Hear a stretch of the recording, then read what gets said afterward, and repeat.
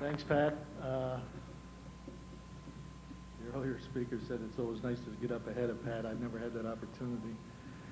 He comes out with his booming basso, and then I come up here with my alto following him. It never sounds very good. I actually had a lot of nice things to say about Pat, but most of them have been said already. It's already been said that he's going to retire after 20 years as chair of the selection committee. In that position, of course, he has to listen to everybody whose uncle ought to be in the Sport Hall of Fame, and he's been listening to those stories for 20 years and smiling and getting away with it. I found out that the reason he's leaving is that he's the star of the Cape Breton rendition of the Full Monty.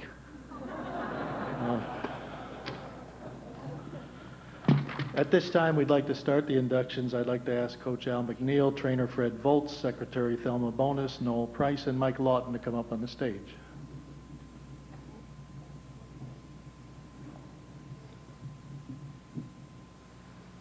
2, I think, will have to stand, and 3 will get seats. I'm sure, Thelma, you're one that'll get a seat.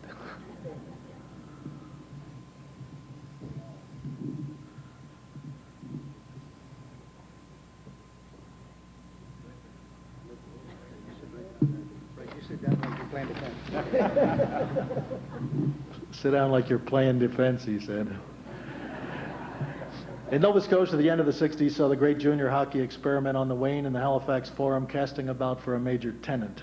Combination of junior and senior hockey had been the chief Forum attraction for the previous 40 years, and Forum Commissioner Richard Titus recognized the need to explore in new directions. He considered a professional entry to the American Hockey League, a league used to develop talent for the NHL. At the time, most of his commission colleagues felt he was reaching for the moon, but since they had few options, they gave it a shot. On the face of it, there was every reason to believe the attempt would fall on its face. The AHL had been the exclusive domain of American cities sprinkled throughout the northeastern United States, but well away from Nova Scotia. Another reason failure was expected was that the initial AHL experiment in Canada, the Quebec Aces, was by 1969 closing up operations. The third reason was that the Halifax Forum did not meet the minimum size standards of the league. Undaunted, Titus pursued his dream. He first contacted Walter Brown, general manager of the Boston Bruins, reasoning that the massive numbers of Bruin followers in the Maritimes would convince him that their farm team should be here. Brown politely dismissed the idea as little more than absurd. Titus then approached Harold Ballard of the Toronto Maple Leafs and received a negative response, which was in keeping with most of Ballard's responses. Titus decided if he's going to be slapped down, he might as well go to the top. The Montreal Voyageurs is the #1 farm team in the AHL. Titus went to Sam Pollock of the Montreal Canadiens, who, lo and behold, said he'd at least entertain the notion. The suggestion had a few things going for it, which few people had considered. One, Pollock was familiar with the Maritimes because he toured the Maritimes with a lot of Montreal junior teams.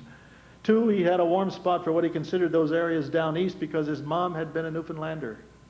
3, and this was probably the one that was most practical, the Montreal Central League Farm Club in Houston, Texas was faltering. Titus and Pollock, working with a number of municipal and provincial politicians, worked out a plan to test Halifax as a viable AHL location. Montreal Voyageurs would play 16 games during the 70-71 season, after which a decision would be made as to the viability of their being housed here in Halifax. Short season was a great success. The following year, the team became the Nova Scotia Voyageurs. Part of the deal included the city and the province agreeing to erect a new facility to house the AHL entry. This eventually resulted in the opening of the Halifax Metro Center in 1978. On ice, the Voyageurs became an instant success. Sydney native and former NHL defenseman Al McNeil, who just coached the Montreal Canadiens to the Stanley Cup victory the previous year, was named GM and coach. Pollock promised to provide players with sufficient talent to succeed. They engineered 2 immediate trades, acquiring Mike Lawton, Tony Featherstone, Randy Rhoda, and Joe Hardy from the California Golden Seals, as well as Noel Price and Doug Robinson from the LA Kings. The Voyageurs left the gate in the beginning of the 1971-72 season and never looked back, led by a core of NHL vets and a gangly kid on defense named Larry Robinson, who played with a maturity far beyond that expected of a 20-year-old. You needn't be told that he's the same guy who went on later to become an all-time all-star defenseman with the Canadiens and is now coach of the LA Kings. McNeil did his best to keep their noses to the grindstone, but the 72 Vs weren't all business. Arnie Patterson, who used to travel with him, never once got off the plane with everybody else because they made a regular practice of hiding his shoes whenever he napped. On the occasion, they took a pair of shears to his rubbers during the worst rainstorm of the season. Coach McNeil did his best to keep them in line, keeping a night watch, sitting in the hotel lobby to see who was sneaking in late. One trick he used to discover who was coming in after he went to bed was to give the night clerk a stick and suggest to him that he get the players who came in later to sign the stick for him. Then McNeil would check the stick in the morning, find out who had come in.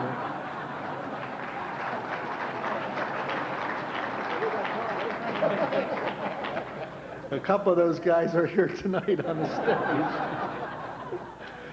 The season was not without its serious side, as Doug Robinson lost an eye from an accidental high sticking incident. The upside of that accident was that he went on to become a successful scout for Montreal and eventually took over the whole of their scouting operations. As is true of every great team, the V's mixed in a lot of hard work with their shenanigans. 72 Voyageurs finished the season, 41 wins, 21 losses, 14 ties, tying Boston for first place for the division title. Disappointingly, Boston got the nod because their record was better versus the V's. In the Calder Cup playdowns, the V's knocked off the Springfield Indians 4-1 to put them in the Northern Division final against the first place Boston Braves, the rivals they most wished to defeat. Defeat them they did. Nova Scotians watched with delight as they eliminated their rivals in 4 straight games, earning their way into the Calder Cup Championship Series against the Southern champions, the Baltimore Clippers. In the Development League, which understandably saw a lot of players pushing for individual stats, Al McNeil managed to convince them that individual accomplishment was measured very differently in a team game. Some wrote off the V's chances when they went down 2-0 to start the series, but the youngest team in the AHL showed they were made of sturdy stuff by winning the next 4 games, taking the final game at the Forum in front of more than 6,000 delirious fans, 4-1. The Noel Price-led defense stood firm. Randy Rhoda and Murray Wilson scored once each, and Mike Lawton scored twice. The line of Murray Anderson, Ron Busniak, and Yvon Lambert played their best game of the season. The victory made the Voyageurs the first Canadian team in history to win the Calder Cup, a great moment for Nova Scotia. There were individual awards. Sure, why not applaud that?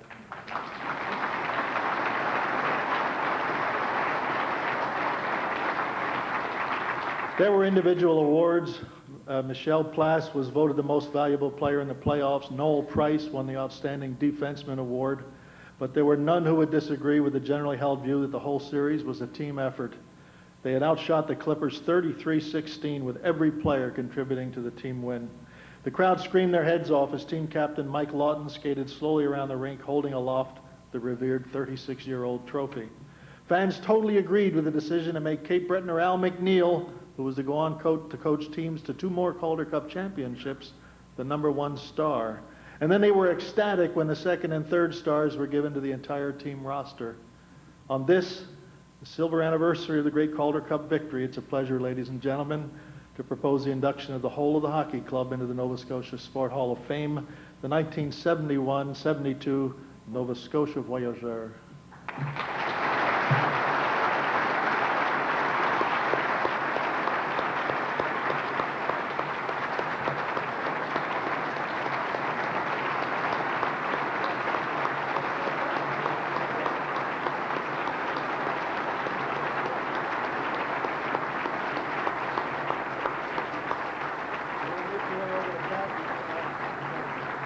This time I would ask Mr. Dave McCarthy, who is regional manager of Atlantic Lotto, to join us on stage to make the official presentations to the Voyageurs.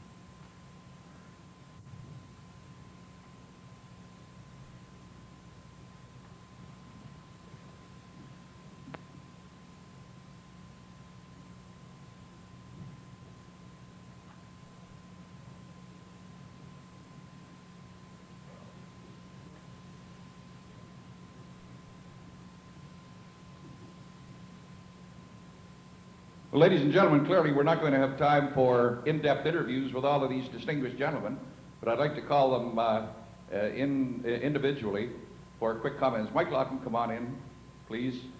Mike was the captain of that team in the last game against Baltimore. You scored 2 goals in a 4-1 victory to clinch the Calder Cup.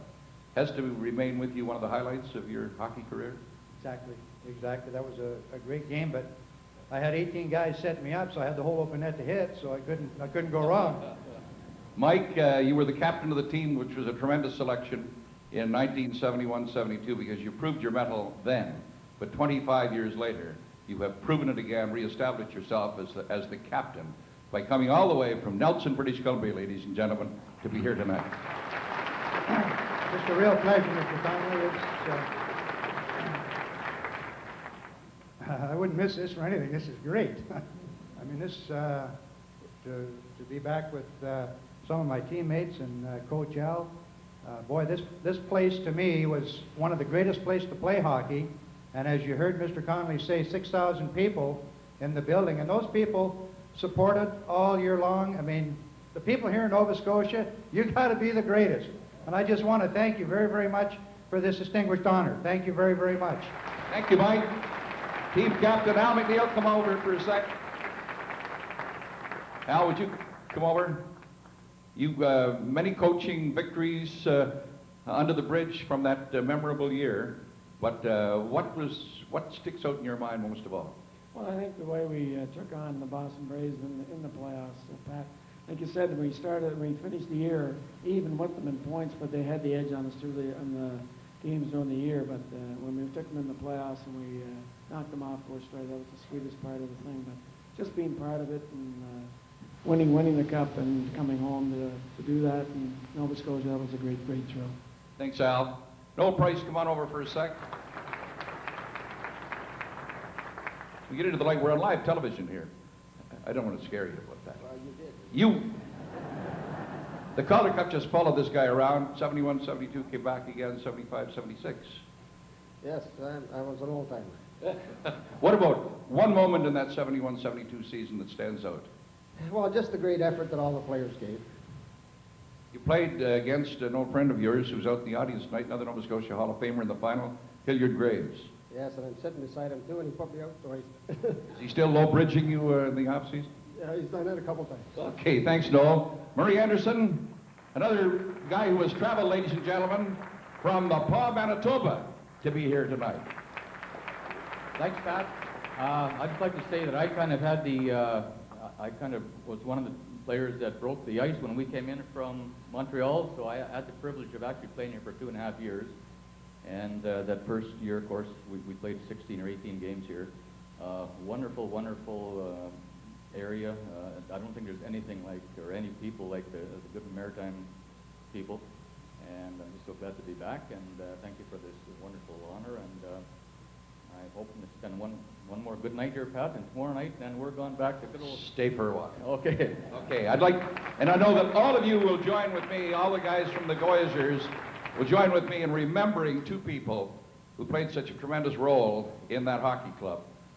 President Tiny Titus and the guy who was the vice president in charge of everything and did a tremendous job for the organization, the late Mike Kelly. So I think we all remember Mike. Great Monday. Thank you very much, guys.